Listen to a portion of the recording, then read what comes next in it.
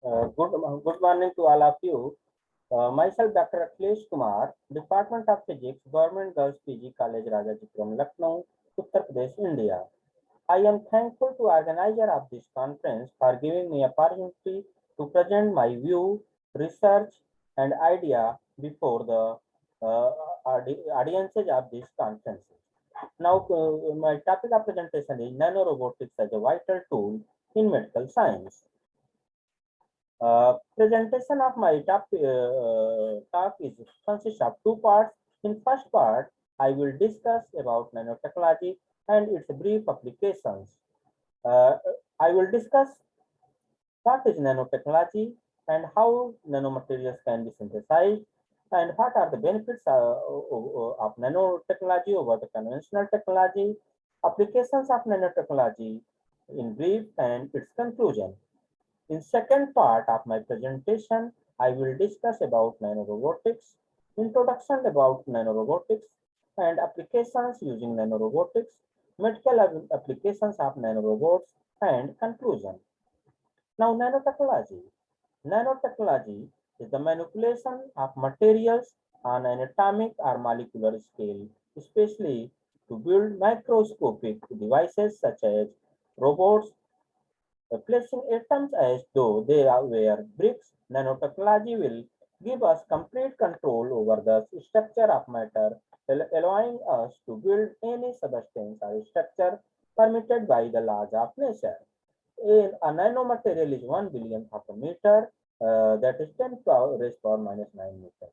The trick is to manipulate atoms individually and place them exactly where needed to produce the desired structure. Now, in one sentence, we can say that nanotechnology is a new field with many possible uses, in medicine being one of them, and the manufacturing, this is the manufacturing technology of 21st century. Now, nanomaterials, any material with size in the range of 2 nanometers are called nanomaterials. 1 nanometer is equal to 10 power minus 9 meter. Now, nanoparticles, a small particle with at least one dimension less than 100 nanometer are called the nanoparticle. And nanoparticles research is currently an area of intense scientific research due to its wide variety of potential applications in biomedical, optical, and electronic fields. The optical and electrical properties, crystallinity, melting point, and phase transition temperature of nanocrystallites are significantly different from the corresponding bulk and depend on crystallite size due to quantum confinement. Now, this slide shows that colors versus size dependence of nanomaterials. The bulk materials, one bulk material has one color, whereas one nanomaterial of different size has different color. This slide shows different nanomaterials of cadmium sulfide nanoparticles of different size show different color. Here 10 nanometer shows the red color, 6 nanometer shows the orange color, 3 nanometer shows the yellow color, 2 nanometer shows the white color. Whereas, for example, color of bulk silver is equal to bright white, whereas color of nano silver is golden. This is one of the most important beauty of the nanomaterials. Now, why nanomaterials have different properties? Because when we go from bulk to nano, the surface to volume ratio increases. That is, number of atoms lying on the surface increases. Now, another important property due to which nanomaterials have different properties is the energy bandwidth. As we reduce the size of nanomaterial, its energy bandwidth increases. Therefore, its color property and other energy levels in bulk nanomaterial is continuous, where energy level in nanomaterial is increases. Now, this slide shows the how property differs from bulk to nanomaterial, that is physical properties. In micro scale, majority of the atoms lie inside the object, whereas in nanoscale, it is split between the inside and surface of the object. Now, changing the object size has very small effect on the percentage of atoms on the surface in micro level, whereas in nano level, It has a big effect on the percentage of atoms on the surface. The melting point does not depend on the size of the object in microscale, whereas it is lowered for small particles in nanoscale. Now, synthesis of semiconductor nanoparticles. There are various methods for synthesizing the semiconductor nanoparticles, but one of the cheapest and inexpensive method is the chemical synthesis method. Chemical method is the simplest because of the following consideration. It is inexpensive. Least instrumentation is required as compared to physical method. Moderate temperature is required for most of the nanomaterials. Doping can be easily inserted during synthesis process. Nanomaterials of different size and shapes are possible. Materials so obtained can be dried to obtain powder and thin films. This slide shows the flow chart of the preparation of cadmium sulfide nanoparticles. For preparing cadmium sulfide nanoparticles, we take cadmium acetate as a source of cadmium ion and sodium sulfide as a source of sulfide ion, and for controlling the particle size, we use capping agent. In this case, thiophenol is as a capping agent. These three solutions were prepared and they are mixed slowly with constant stirring on magnetic stirrer. A yellow or cream color precipitate were formed, which we settled, centrifuged, and washed in methanol to remove the various unreacted chemicals and impurity dried, and in this way, cadmium sulfide nanoparticles being formed. For controlling the particle size, we change the concentration of the capping agent. Similarly, we have prepared the zinc oxide nanoparticles. In this, we have used zinc sulfide as a zinc chloride as a source of zinc ion, and so NaOH as a source of oxide ions, and thiophenol, thioglycerol being used as a source of as a capping agent, and in this way zinc oxide nanoparticle can be formed. Similarly, we have prepared cadmium selenide nanoparticle, where cadmium acetate being used as a source of cadmium ion, and uh, sodium selenide is being used as a source of selenium ion. Now, nanotechnology has many applications in manufacturing, health, transport, agriculture, information and communication technology, energy, environment, mineral resources. Now, applications of nanotechnology in electronics. In electronics, nanotechnology makes smaller transistors, smaller memory, smaller circuitry. Now, this is the nanotransistor, this is the conventional transistors. Now, because of nanotechnology, the speed of computers has increased while the price of computing has decreased. Now, nanotechnology is a clean technology. The clean technology has the potential to produce plentiful consumer goods with a much lower throughput of materials, much less production of waste, and reducing sources of chemical pollution. Now, it is eco-friendly and efficient energy technology. The coal was the fuel of the 19th century, where oil was and the renewables will dominate in the 21st century. This century will see a diversity of energy sources. Renewables will gradually penetrate the energy sector, but how fast will only depend on the technology breakthrough. A breakthrough in research on the production of hydrogen in the new biology and new materials technology could make hydrogen the fuel of next century. Such one of them is nanotechnology, which is expected to significantly improve energy efficiency, storage, and production.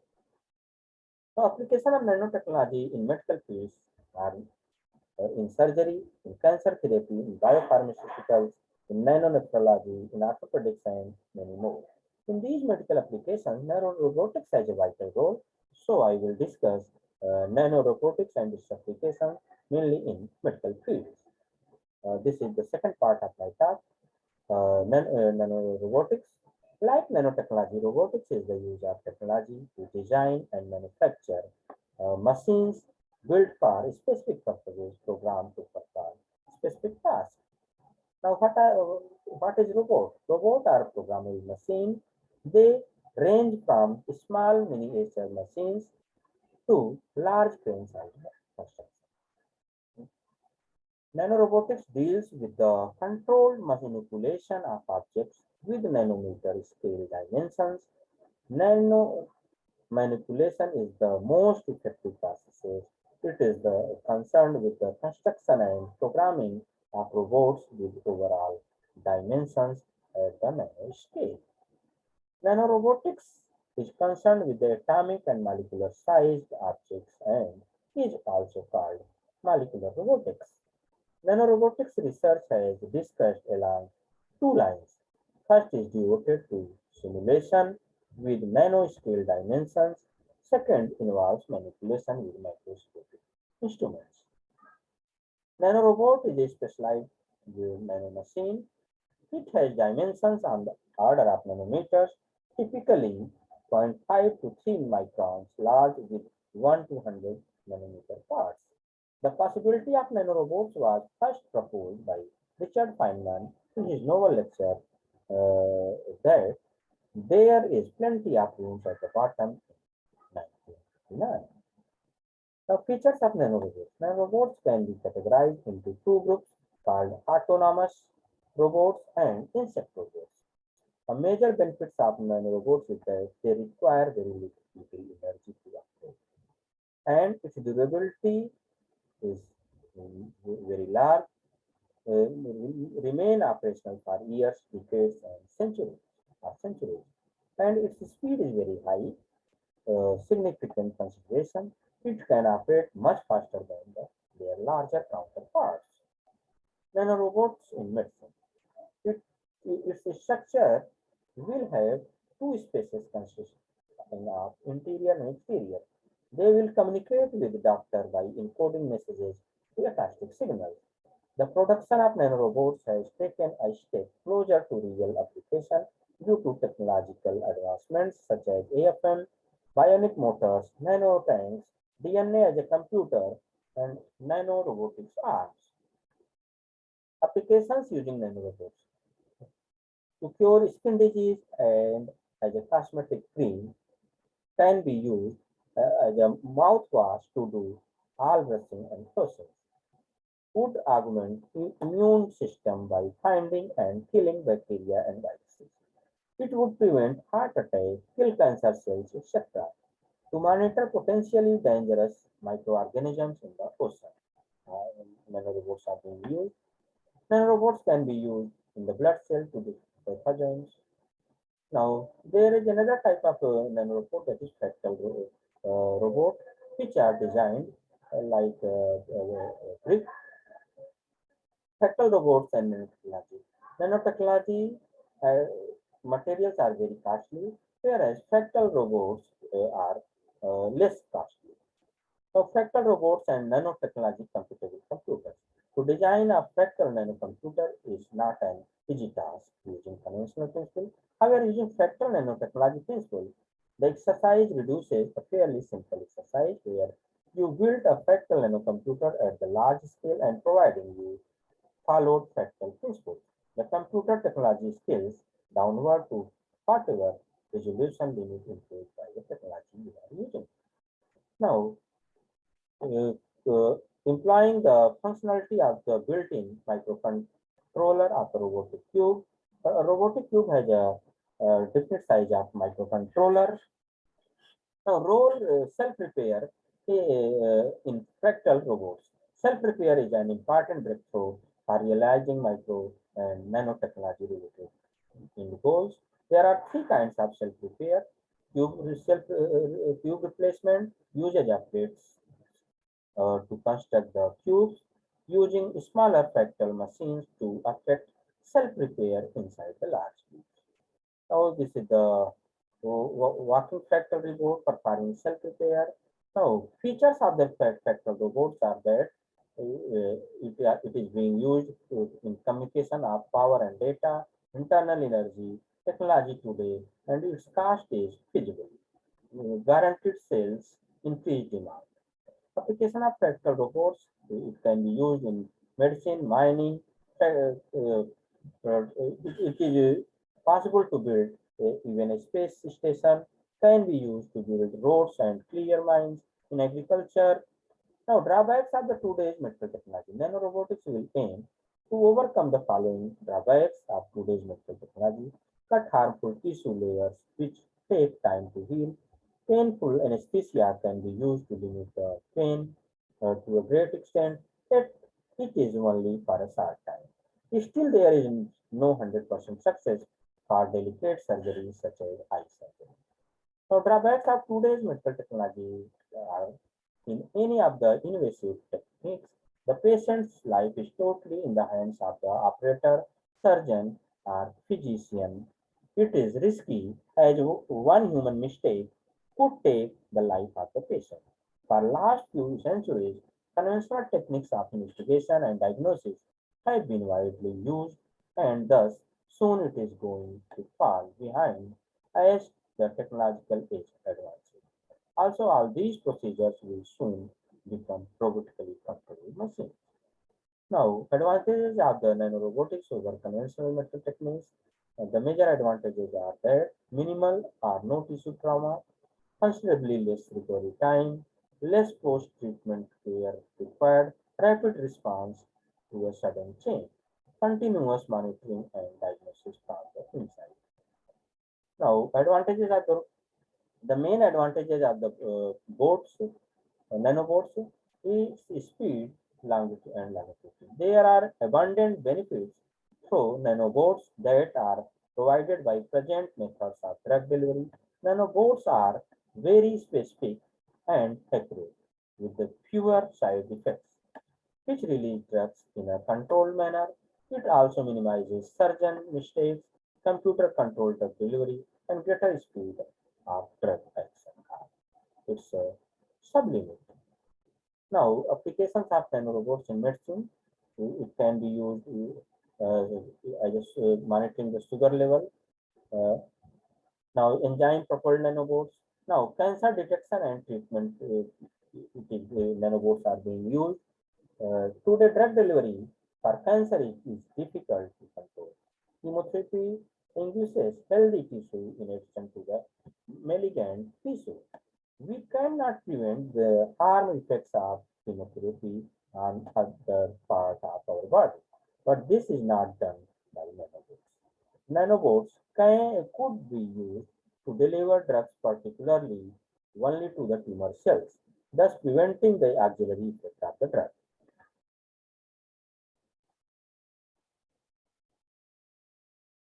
The potential uses of nanobots are in medicine include prior diagnosis and targeted drug delivery for cancer surgery, pharmacokinetics, monitoring of diabetes, and biomedical instrumentation. In such a deal, future medical technology is expected to make use of nanobots that are injected into the patient's body to perform its work at a cellular level. These nanobots should not identical because of application leads to increase in device complexity, reduce its accuracy, and tamper with the medical mission. Now, conclusion. All of the current developments in technology directs human a step closer to nanobots production. Nanobots can be theoretically destroy all common diseases of the 20th century, thereby ending much of the pain and suffering. Although research into nanobots is in its preliminary stages, the promises of such technology is endless. These are the references. Thank you.